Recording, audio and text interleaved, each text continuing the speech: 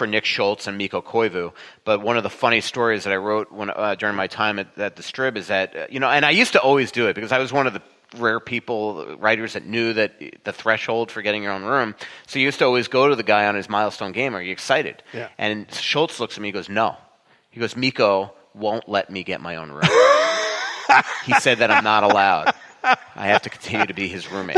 So Nick Schultz is the only guy in this organization that didn't go on that I know of, that on his 600th game didn't all of a sudden get his own room because Mikko just loved living with him. They were best friends. God, that's hilarious. So that was a funny story.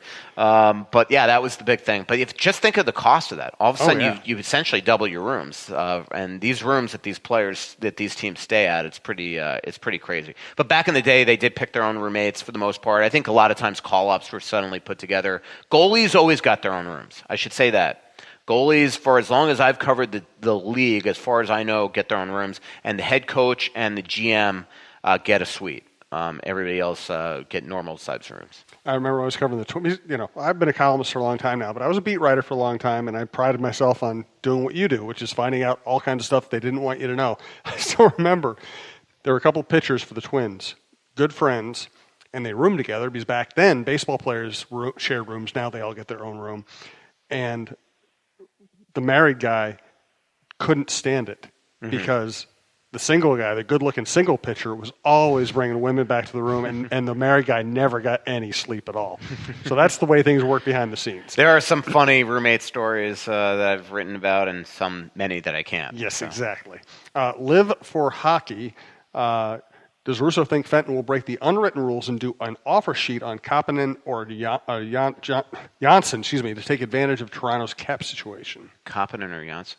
I don't know. If you're going to go offer sheet, I'd rather go big. If you're going to alienate the entire league, go for Marner. I don't know. I mean, hey, the thing is that you also got to look at the compensation. It's like, are you willing to give up the compensation? I got to look at what the price level is, and you have to say, all right, if I were going to trade for Kapanen, would it be worth what I'm going to give up potentially in an offer sheet compensation? My guess, just to answer it, is no, just because it never happens, But I would agree, Toronto is the one team right now in the last several years that are in a position that could probably be taken advantage of. But I will say one of the biggest things that pissed Fenton and David Poile and Brian Poile off in Nashville is when Shea Weber was a restricted free agent. And if you remember, Philadelphia went hard after Ryan Suter in free agency, and he wound up signing with Minnesota. Well, 2 weeks later, Philadelphia offered that same contract to Shea Weber, and Shea Weber signed the offer sheet. And all of a sudden, 7 days, Nashville had to decide if they would match that 14-year deal for $100-something million. And they did wind up matching it because they weren't going to be taken advantage of by Philly. But my guess is that left a bitter taste in Fenton's mouth, like all GMs, and that maybe he would just be like, I don't want to even get involved in something like that. And by the way, that is one reason why I always kind of laugh at Nashville fans and their naivety of booing Suter every time. Suter was at least an unrestricted free agent that left. Shea is the one that tried to screw the Nashville Predators and essentially escape. He's the one that went on his own thing in an RFA deal and signed an offer sheet with Philly. Philly doesn't just come across and you're offer sheeted. You have to assign that. So he tried to, while the rights were still under Nashville, leave. He signed, and he's still the hero. He was the hero in Nashville, and the villain was Ryan Suter. I mean, it's just kind of funny. Yes. And to me, I mean, I know that fans aren't supposed to think like that logically, but to me, if I'm a fan of the Nashville Predators, I say to myself, well, look, Ryan Suter, he earned the right to be an unrestricted free agent. Shea is a, quote, restricted free agent. He, on his own terms, tried to leave Nashville. And then what he did is he essentially handicapped Nashville's salary cap spot by signing that contract. So if I'm a fan, I resent Shea because of that. Right. But Nashville fans didn't think like that. And then to David Poile's credit, he figured out a way to trade him. So yeah. From Russo Slacks, which team is in worse shape, the Wild or your fantasy team? Mm-hmm. Oh, sorry. I got a text from Source. And Russo Slacks wants to know who's worse, your fantasy team or the Wild right now? Well, let's put it this way. My fantasy team is so bad I haven't even logged on. It's been so long since I logged on to the app that I went onto the app the other day and I got an error message that says the app doesn't even exist anymore. They haven't even updated. It's not that you have to update the app. The app doesn't exist. You could only go to this in the site. So I brought this up to a lot of the guys that are in my fantasy league, and they're like, "Oh yeah, that's been going on for like a month." That's so funny. Yeah. So from Shorzy, a longtime listener who comes out to some of the live shows, she just says, "Free Prosser." Your thoughts? Sorry. Very interesting text. What was the question? She sent out a meme, free Prosser. Your thoughts? Yeah. I mean, again, I'm not trying to. I know that a lot of fans, especially the bloggers out there, and one that works for us now or contributes to us, who does a great job, Tony Abbott. I know they all just roll their eyes at my Prosser love, but my point on this one is. What it did is you took a guy off with the team going great. You kicked Prosser off the team when he's loved, and you also took a right shot D out. And then this put Boteto on a second pair lefty with Brodin on the right pair, and to me it just messed up the whole pairs. And again, I get the Prosser is what he is, but so I don't know. I mean, it's not like Prosser's going to come back and fix this. They've dug themselves into a hole here. And the reason why I've suddenly changed my tune and I just think this thing is going to continue going south is I just think that at the trade deadline now, Paul Fenton's going to be in a position where he could easily make some painful trades that are probably going to, for the short term, at least make them worse. Unless it's something like Stone for Granlund or Stone for Zucker or something.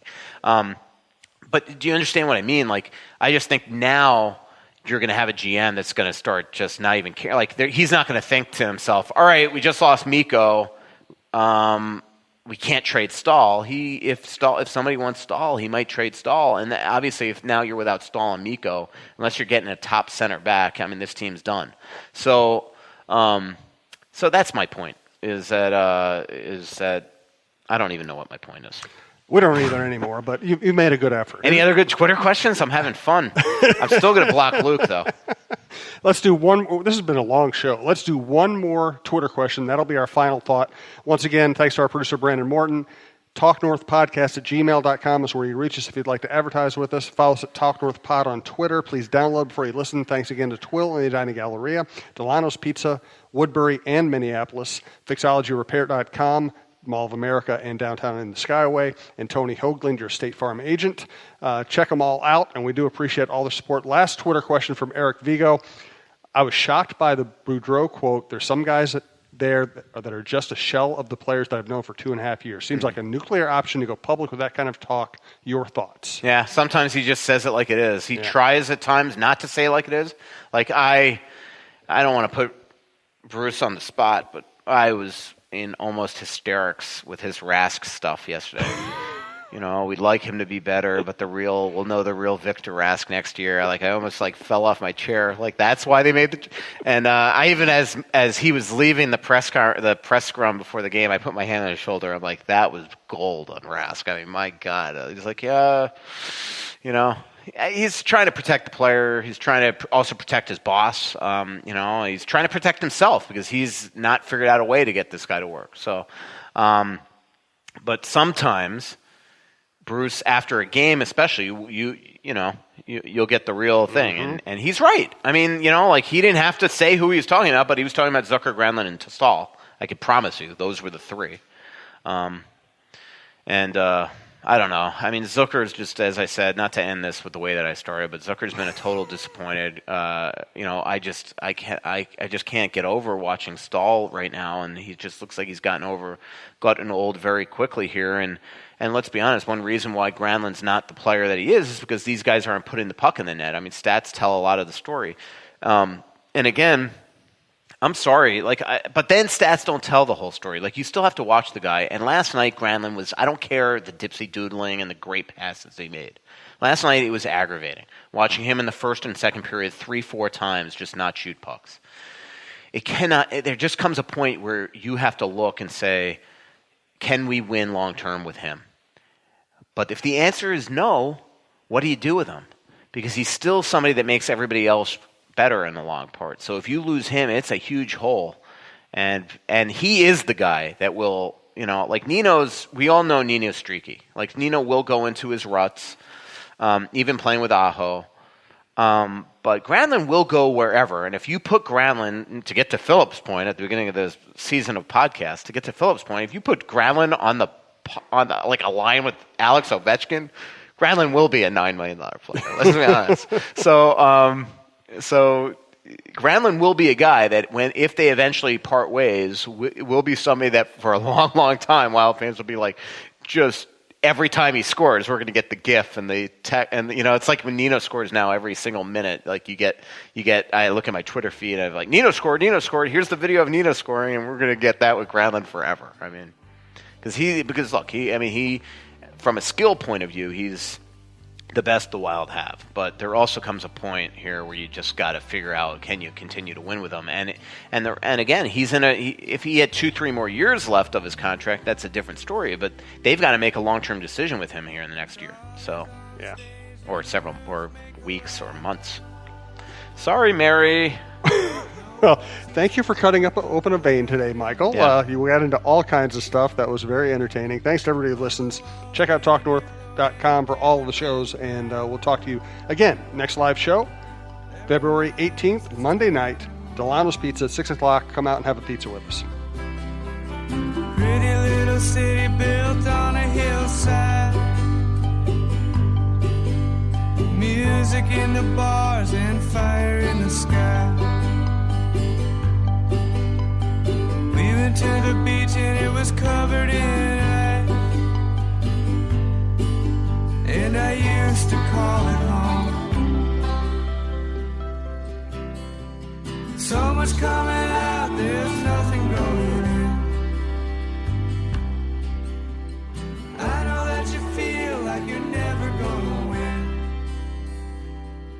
Oh, but the world